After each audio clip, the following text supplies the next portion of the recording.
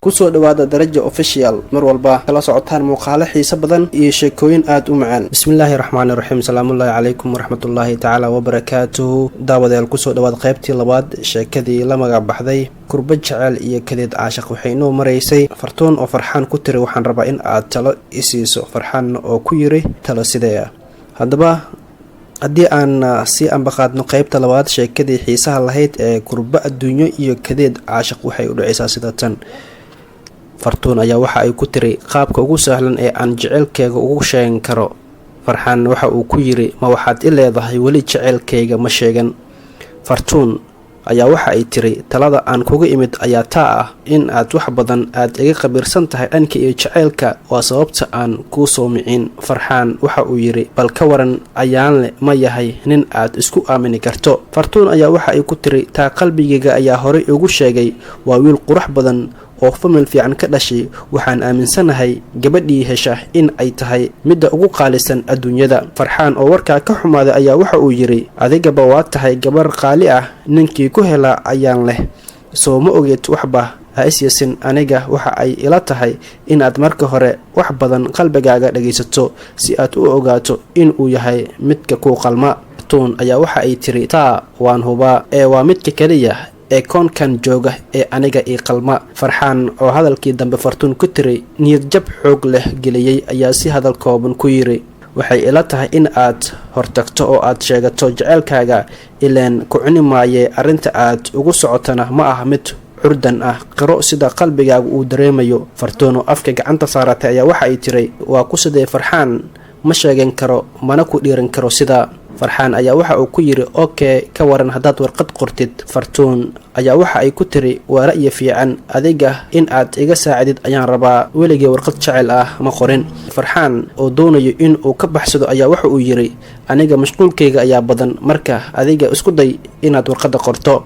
ka waran haddaan beri 4 saac ku imaado waan hubaa xilligaas dukaanka mashquulkiisa ma badna. Farxaan inta uu haya yiri ayaa uu istaagay oo ku yiri waa inoo birito. Fartuun waxaad moodaa in xoogaa culayskii ay dareemaysay uu ka fududaaday waxayna isu haysatay in ay durba ku guulaysatay jecelkii ayaanle oo ay u dhimanaysay. Farxaan isaga oo luudayo ayuu dukaankii galay. habeenkaasna waqti hore ayuu xiray dukaanka.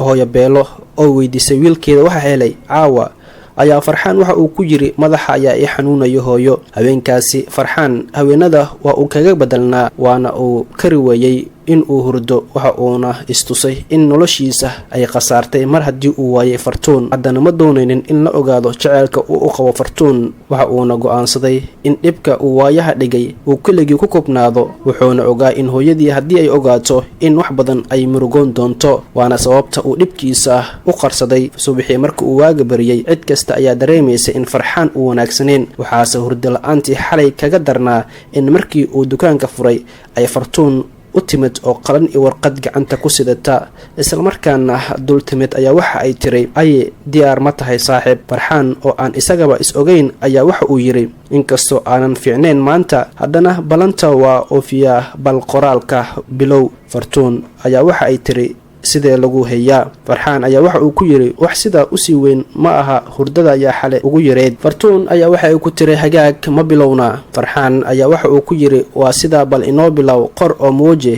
in ay isaga ku socoto magaciisa raaci. Fartuun ayaa waxa ay ku tiri hagaag waan qoray bal salaanta soo tur. Farxaanna waxa uu ku yiri waa iska caadi ku qor waan ku salaamay salaan kashki iyo laabta ka soo go'day ayaan ku salaamay. Fartuun oo aan ku qanacsaneyn ayaa waxa ay tiri war salaantan waa tii 60kii mid qarnigan 21ka la jaan qaado keen. Farxaan ayaa waxa uu ku yiri adiga la i oranaya qabiir ayaa tahay mooye abidna warqad jecel ma qorin. Fartuun ayaa waxa ay ku tiri weligaa qof ma jeclaatay. Farxaan oo kalmadaas xanuun kale ku ah ayaa isaga oo qashuucsan oo dabacsan ku yiri ha laakiin natiijo ma laha jecelkaasi. Fartuun ayaa waxa ay ku tiri dhib ma laha mar kale ayaan kula gorfeen doonaa xaaladan laakiin mid ayaan kuu sheegayaa ka soo qaad in aad gabar aad u jeceshahay warqad u qorayso waliba gabadha aan aniga ahay isku day qalbigaaga in ay ku soo dhacaan erayo aad u qurux badan oo aad gabar ku kasban karto qalbigeeda. Farxaan markaan isaga oo dhan ayaa ismooday in uu duuli rabo firfircooni ayuu dareemay. sheekada dhalanteedka ahaydna ayaa waxa uu mooday in ay run noqotay. waxa uu yiri ku bilow from naf ku jecel marka hore salaantiyo teeda ugu saraysaan kuu soo diraye samaan iiga gadoon. marka xiga waxaan ahay nafkuu helanoo hoorinaysa hadalkaaga, hamuunyadii jeceelkana hareerahaaga ka yaalin ee hubaal igula hayso howrsan idheh. farxaan inta uu tixda yar tirinayay indhaha ayuu isku hayey. fartuunu intaasi uun in warka la isugu xiro u baahneed ayaa waxa ay tiri. haddaba muuqaalka xiga qaybta 3aad waxaan idinku soo gudbi doonaa kanaalkeena Darajo Official Production. haddii muuqaalkeena uu ku xiisgeliyey fadlan like saar, kadibna furo gambalaalka si ay kugu soo dhacaan muuqaalada xiisaha badan aynu soo dhigno. mahadsanidin.